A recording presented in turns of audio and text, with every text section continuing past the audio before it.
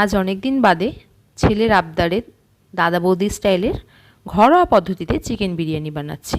তাহলে আমি কিভাবে বানাচ্ছি চিকেন বিরিয়ানিটা চলো তোমরাও একবার দেখে নাও, যদি ভালো লাগে বানিও। ফার্স্টে আমি চালটা বয়েল করে নিচ্ছি। বয়েল করে আমি 80% বয়েল করেছি, রাইসটা করে রেখে দিয়েছি। এবার আমি একটা হাঁড়িতে সাদা তেল আর কিছুটা ঘি দিয়ে পেঁয়াজগুলোকে লাল লাল করে ভেজে নেব। ভেজে নেওয়ার পরে এবার আমি দিয়ে দিচ্ছি এর মধ্যে জল। হ্যাঁ, জলই দিচ্ছি ভাজা পেঁয়াজের মধ্যে। এবার দিয়ে দেব 2 চামচ লঙ্কার গুঁড়ো আর নুন।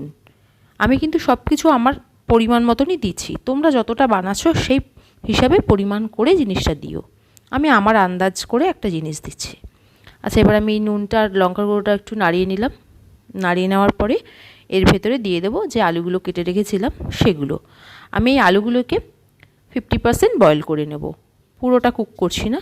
আমার বয়েল করে আলুগুলো তুলে রাখা হয়ে গেছে। এবার দিয়ে দেব আদার রস আর দেব হচ্ছে রসুনের রস। আমি কোনো পেস্ট দিচ্ছি না, আমি এগুলো রসই ব্যবহার করব। এরপরে দিয়ে দেব টক দই। টক দই দিয়ে আমি কিছুটা নাড়িয়ে নেব। নাড়িয়ে নিয়ে যে চিকেনগুলো ম্যারিনেট করে রেখেছিলাম, আচ্ছা আমি চিকেন ম্যারিনেটে কিন্তু কিছু ইউজ করিনি, শুধু নুন ইউজ করেছি। নুন দিয়েই আমি ম্যারিনেট করে রেখেছি। সেই ম্যারিনেট করা চিকেনটা দিয়ে দেব। দিয়ে আমি কিছুটা নাড়িয়ে 80% কুক করে নেব। ফুল কুক করছি না, 80% চিকেনটা আমি কুক করে নেব। এরপরে আমি এর মধ্যে একটু কেওড়া জলও দিয়ে দেব, যাতে এর ভেতরে একটু কেওড়া জলের স্মেলটা ঢুকে যায়।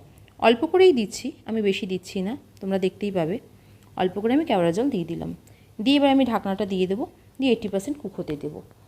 এবার আমি ঢাকনাটা মধ্যেখানে খুলবো, খুলে গরম মশলাটা অ্যাড করব। আচ্ছা, আমি কোনো গরম মশলা, কেনা গরম মশলা ইউজ করছি না, আমি ঘরে বানানোই গরম মশলা ইউজ করছি। আমি বিরিয়ানির মশলাটা ঘরে বানানোই পছন্দ করি। আমি গরম মশলাটার মধ্যে কী কী দিয়েছি তোমাদের একবার বলে দিই। জায়ফল, জয়িত্রী, শাহমরিচ, লবঙ্গ, দারচিনি, এলাচ আর 2টো তেজপাতা। আমি এই দিয়েই কিন্তু গরম মশলার পেস্টটা করেছি। এবার দেখে নাও, আমি গরম মশলাটা দিয়ে দিচ্ছি। গরম মশলাই বলো বা বিরিয়ানি মশলাই বলো, সেটা আমি দিয়ে দিচ্ছি। আর আমি দুধের মধ্যে কেশর আর গোলাপ জল, কেওড়া জল আর মিঠা আতর দিয়ে আমি একটা মিশ্রণ করে রেখেছিলাম, সেটাও দিয়ে দিলাম। এবার দিয়ে দিচ্ছি একটু নুন আর লঙ্কার গুঁড়ো, কারণ আমি একটু মনে হলো আমার ঝালটা আর নুনটা একটু কম আছে, আমি সেই জন্য আরেকবার অ্যাড করলাম নুন আর লঙ্কার গুঁড়োটা। দিয়ে আমি এবার একটু নাড়িয়ে নিচ্ছি। নাড়িয়ে দিয়ে আবার ঢেকে রেখেছিলাম। একদম 80% আমার চিকেনটা কুক হয়ে গেছে, দেখতেই পাচ্ছ তোমরা কালারটা কেমন এসছে। এবার আমি হাঁড়িটা নামিয়ে রেখেছি গ্যাসের থেকে। এবার আমি যে আলুগুলো সেদ্ধ করে রেখেছিলাম সেই আলুগুলো দিয়ে সাজিয়ে নিচ্ছি। সাজিয়ে নেওয়ার পরে আলুগুলো দিয়ে দিলাম। এবার ভাতটা আমি দিয়ে দেব।